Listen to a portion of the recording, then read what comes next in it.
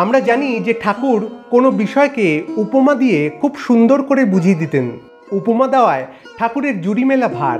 কিন্তু এই উপমা দেওয়া কি ঠাকুরের শুধুমাত্র বলার একটি ভঙ্গি ছিল, নাকি এই উপমা দেওয়ার পিছনে ছিল কোনো গভীর তত্ত্ব? আজকে সেই নিয়েই আলোচনা করব এই ভিডিওতে। ঈশ্বরত্ব, দৈব, ঈশ্বর, ভগবান, শাস্ত্র, এই শব্দগুলোর মধ্যে যেন একটা গভীর, খুব একটা ভারিত্বিক ব্যাপার আছে। এই শব্দগুলো নিজস্ব একটা ভার বহন করে। কিরকম? যখনই ঐশ্বরিক কোনো বিষয় নিয়ে আলোচনা করা হয় বা কোনো দিব্য বিষয় নিয়ে আলোচনা করা হয়, আমরা ভেবে নিই ওইটি কোনো গভীর তত্ত্ব আলোচনা হবে, এবং কোনো গভীর তত্ত্ব আলোচনা মানেই সেটি কোনো কঠিন বিষয়। আমরা যারা সাধারণ মানুষদের মধ্যে এরকমই একটা চিন্তা থাকে যে কোনো গভীর তত্ত্ব মানেই সেটি খুব কঠিন বিষয় এবং সেটি আমাদের জন্য নয়। আমরা খুব সাধারণের মধ্যে খুব সহজভাবে জীবন কাটাতে ভালোবাসি। এই যে আমাদের মূল্যবান শাস্ত্র, এক একটি শাস্ত্রে অমূল্য অমূল্য কথা লেখা আছে, অমূল্য দর্শন, অমূল্য জ্ঞান আমাদের জন্য রাখা আছে। কিন্তু যারা সাধারণ স্তরের মানুষ মানে আমরা কিন্তু শাস্ত্রকে ভালোবাসি, পুজো করি, সম্মান করি, কিন্তু সেই শাস্ত্রের যে দর্শন, যে শিক্ষা, সেই দর্শন নিয়ে গবেষণা করা বা পর্যালোচনা করা আমরা কিন্তু সেটা করি না। হ্যাঁ, অনেকেই করেন, কিন্তু বেশিরভাগ ক্ষেত্রে সাধারণ স্তরের মানুষ এইটি করে না। এর একটি কারণ যে এগুলো খুব গভীর তত্ত্ব। বাবা, গীতার কথা মানে খুব গভীর কথা, আর গভীর কথা মানেই সেটি কঠিন হবে। আর আমাদের মন কখনো কঠিন বিষয়ের দিকে ছুটে যায় না, মন সবসময় সহজ বিষয়ের দিকেই ছুটে যায়। আমরা কমফোর্ট জোন ভালোবাসি। খুব কম মানুষই আছেন যারা জ্ঞান পিপাসু এবং জানার জন্য শাস্ত্র পড়েন।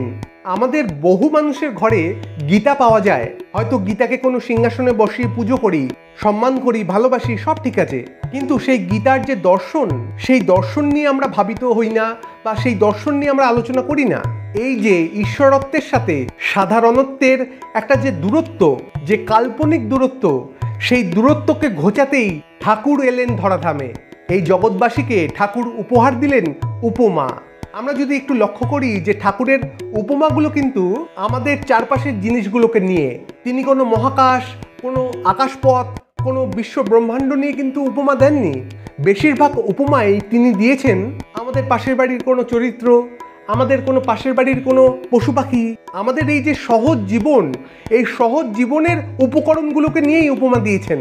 অর্থাৎ তিনি ঈশ্বরত্বকে টেনে নামিয়ে এনে আমাদের চারপাশের জিনিসগুলোর মধ্যে মাখিয়ে দিলেন।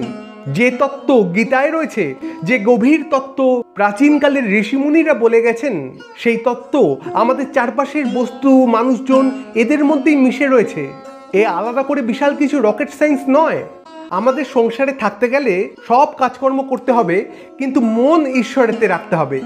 এই কথাটাই ঠাকুর বলছেন ওই বড়লোক বাড়ির দাসীর কথা, যে সে যেভাবে জীবন ধারণ করে, মালিকের সংসারকে নিজের সংসার বলে তার দেখাশোনা করে, কিন্তু মনে জানে যে দেশের বাড়িতে তার আপন সংসার, ওইটিই তার আসল সংসার, মনে বেশ জানে।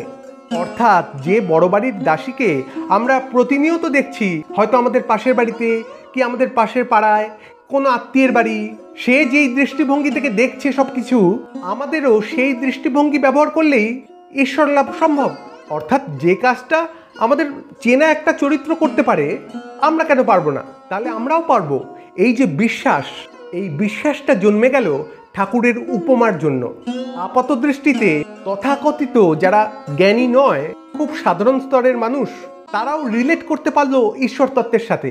ওই জন্য মা শারদা বলছেন না যে ঠাকুর এবার এসেছেন ধনী, দরিদ্র, পণ্ডিত, মূর্খ সবাইকে উদ্ধার করতে।